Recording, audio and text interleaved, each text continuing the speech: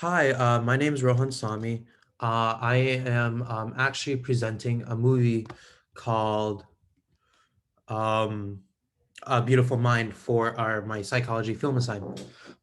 So the movie A Beautiful Mind is actually based off a real life story of a character named John Nash.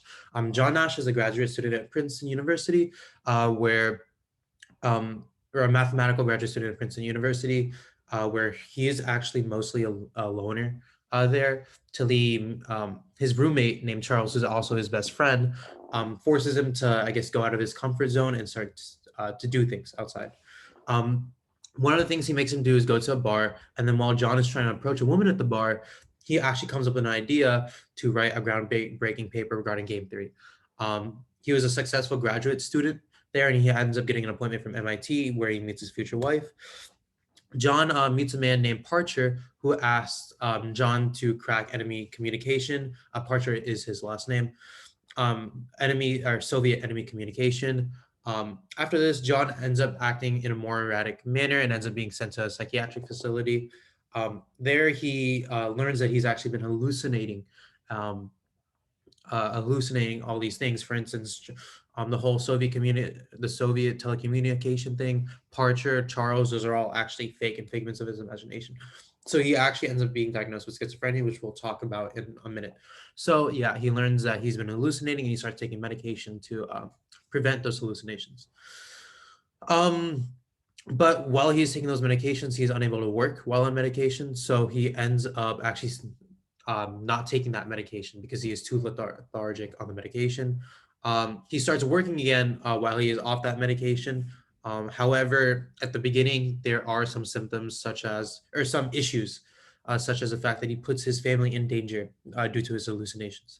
However, he's able to put those solutions to the side later on, and he ends up getting a Nobel Prize after he starts working again.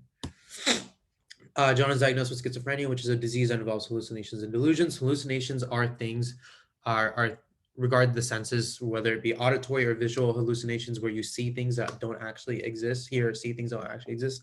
And delusions are basically thoughts, are beliefs that are not grounded in rational thought, or they're rational beliefs, and yeah.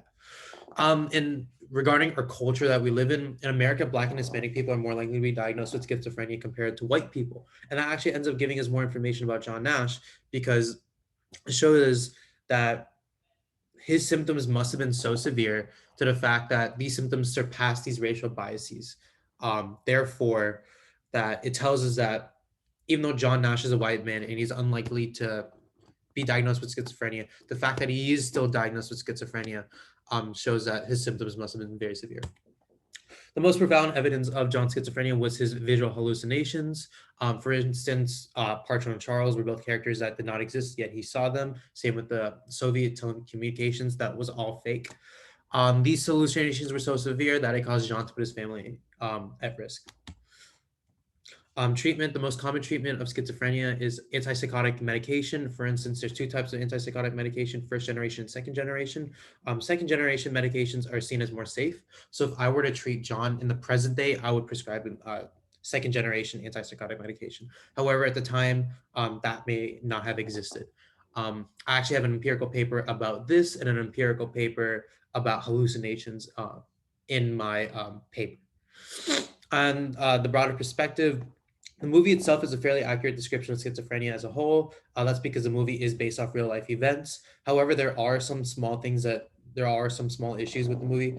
For instance, John typically had more visual or more auditory hallucinations than visual hallucinations, but the movie tends to focus on the visual hallucinations. But overall, the movie is fairly accurate. Media is very influential when it comes to I guess, people as a whole. The reason is many people may not research about schizophrenia, may not know much about schizophrenia because they wouldn't do their own, I guess, research about it on their own. However, entertainment mediums such as movies might teach them about things that they would not have learned in the first place. For instance, many people that don't know about schizophrenia, they watch the movie and they start to learn more and more about that mental illness, more than they would have known without watching the movie. That's a good thing, in the sense that it gives people more information, but it can also be a bad thing if the movie, again, is inaccurate. So you don't want to feed them inaccurate information. However, in this situation, this movie is fairly accurate So I guess it's a good thing that people are watching this movie because it gives them more information. In that sense, the media is very influential. And that concludes my presentation.